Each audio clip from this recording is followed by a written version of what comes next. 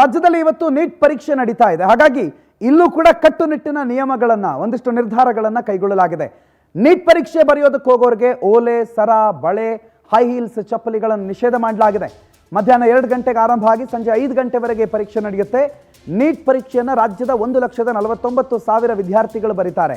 ಎಲ್ಲ ಪರೀಕ್ಷೆ ಬರೆಯುವ ವಿದ್ಯಾರ್ಥಿಗಳಿಗೆ ಬಯೋಮೆಟ್ರಿಕ್ ಮುಖಾಂತರ ಪರಿಶೀಲನೆ ಮಾಡಿ ಆಮೇಲೆ ಅವ್ರನ್ನ ಒಳಗಡೆ ಬಿಡಲಾಗ್ತದೆ. ಕಟ್ಟುನಿಟ್ಟಿನಲ್ಲಿ ಪರೀಕ್ಷೆಯನ್ನು ನಡೆಸ್ತಾ ಇದ್ದಾರೆ. ಪರೀಕ್ಷಾ ಕೇಂದ್ರದ ಬಳಿ ಈಗಾಗಲೇ ಡಿಸಿಪಿ ಸೈದುಲ್ಲಾ ಅಡಾವತ್ ಆಗಮಿಸಿ ಪರಿಶೀಲನೆಯನ್ನು ಕೂಡ ನಡೆಸಿದ್ರು. ಈ ಕುರಿತು ನಮ್ಮ ಪ್ರತಿನಿಧಿ ಸುಷ್ಮಿತಾ ಪೂಜಾರಿ ಒಂದು ಪ್ರತ್ಯಕ್ಷ ವರದಿ ಕೊಟ್ಟಿದ್ದಾರೆ. ಬನ್ನಿ ನೋಡೋಣ. ನಡೆಯುತ್ತೆ. ಹೀಗಾಗಿ ಎಕ್ಸಾಮ್ಗೆ ಬೇಕಾದಂತಹ ಎಲ್ಲ ರೀತಿಯ ತಯಾರಿಗಳನ್ನು ಕೂಡ ಮಾಡ್ಕೊಂಡಿರುವಂತದ್ದು. ಸದ್ಯ ನಾನು ಇವಾಗ ಮಲ್ಲೇಶ್ವರಂನ 18 ಕ್ರಾಸ್ ನಲ್ಲಿರುವಂತಹ ಬಾಲಕರ ಪದವಿ ಪೂರ್ವ ಕಾಲೇಜ್ ಬಳಿ ಇದ್ದೀನಿ. ಇದು ಕೂಡ ಒಂದು ಎಕ್ಸಾಮ್ ಸೆಂಟರ್. ಸೊ ಇಲ್ಲಿ ಏನು 2025 ಹಾಗೂ 26ನೇ ಸಾಲಿನ ವೈದ್ಯಕೀಯ ಪ್ರವೇಶಾತಿಗೆ ಅರ್ಹ ಪಡೆಯುವಂತಹ ಈ ಒಂದು ಪರೀಕ್ಷೆನ ನಡೆಸಲಾಗ್ತಾ ಇದೆ.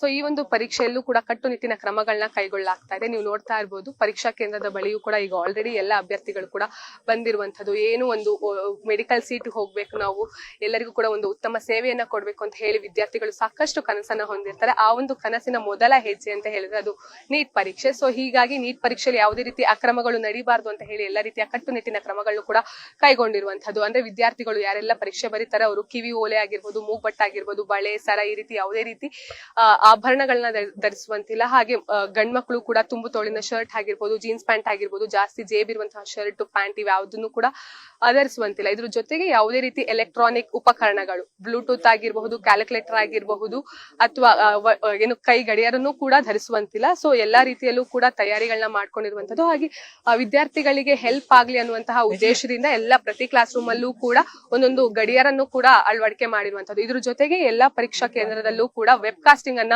ಮಾಡ್ಲಾಗ್ತಾ ಇದೆ. ಎಲ್ಲವೂ ಕೂಡ ಸಿಸಿಟಿವಿಯಲ್ಲಿ ಕ್ಯಾಪ್ಚರ್ ಆಗುತ್ತೆ. ಯಾವುದೇ ರೀತಿ ಪರೀಕ್ಷಾ ಅಕ್ರಮಗಳು ನಡೆಯದಂತೆ ಈ ಒಂದು ಪರೀಕ್ಷೆಯನ್ನ ನಡೆಸಲಿಕ್ಕೆ ಎಲ್ಲಾ ರೀತಿಯ ತಯಾರಿಗಳನ್ನ ಆಲ್ರೆಡಿ ಮಾಡ್ಕೊಂಡಿರುವಂತದ್ದು. ಇದ್ರ ಜೊತೆಗೆ ಏನು ರಾಜ್ಯದಲ್ಲಿ ಒಟ್ಟು 1,45,000ಕ್ಕೂ ಅಧಿಕ ವಿದ್ಯಾರ್ಥಿಗಳು ಈ ಒಂದು ಪರೀಕ್ಷೆಯನ್ನ ಬರೀತಾ ಇದ್ದಾರೆ. ಒಟ್ಟು ರಾಜ್ಯದಲ್ಲಿ 381 ಪರೀಕ್ಷಾ ಕೇಂದ್ರದಲ್ಲಿ, ಅದರಲ್ಲೂ ಕೂಡ ನಮ್ಮ ಬೆಂಗಳೂರಲ್ಲಿ 65 ಪರೀಕ್ಷಾ ಕೇಂದ್ರಗಳಲ್ಲಿ ಈ ಒಂದು ಪರೀಕ್ಷೆಯನ್ನ ನಡೆಸಲಾಗ್ತಾ ಇದೆ. ಹಾಗೆ ಬರುವಂತಹ ವಿದ್ಯಾರ್ಥಿಗಳು ಕಾಲೇಜಿನಿಂದ ಏನು ಒಂದು ಗುರುತಿನ ಚೀಟಿಯನ್ನ ಕೊಟ್ಟಿರ್ತಾರೆ, ID ಕಾರ್ಡ್ ಅನ್ನ ಕೊಟ್ಟಿರ್ತಾರೆ, ಅದು ಹಾಲ್ ಟಿಕೆಟ್, ಅದ್ರ ಜೊತೆಗೆ ಆಧಾರ್ ಕಾರ್ಡ್ ಅಥವಾ ಪಾನ್ ಕಾರ್ಡ್, ಈ ರೀತಿಯ ಕೆಲವೊಂದಿಷ್ಟು ಗುರುತಿನ ಚೀಟಿಯನ್ನ ತರಬೇಕು. ಅದ್ರ ಜೊತೆಗೆ ಪ್ರಮುಖವಾಗಿ 2 ಪಾಸ್ಪೋರ್ಟ್ ಸೈಜ್ ಫೋಟೋವನ್ನು ಕೂಡ ತರಬೇಕು.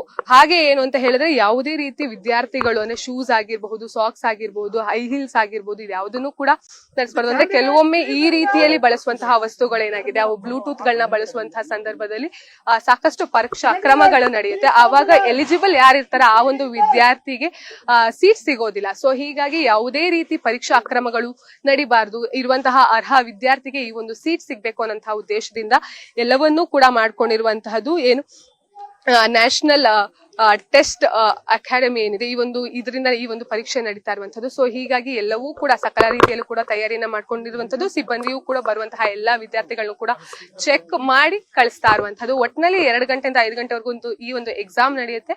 ಸೊ ಎಲ್ಲರೂ ಕೂಡ ಚೆನ್ನಾಗಿ ಬರೀಲಿ, ಉತ್ತಮ ಫಲಿತಾಂಶವನ್ನ ಪಡೆದುಕೊಂಡು ಒಂದೊಳ್ಳೆ ಸೀಟ್ ಸಿಗ್ಲಿ ಅನ್ನೋದು ಕೂಡ ನಮ್ಮ ಆಶಯ ಆಗಿದೆ. ಕ್ಯಾಮ್ರಾ ಪರ್ಸನ್ ಪ್ರಶಾಂತ್ ಜೊತೆ ಸುಷ್ಮಿತಾ ಪೂಜಾರಿ, ಪವರ್ ಟಿವಿ, ಬೆಂಗಳೂರು.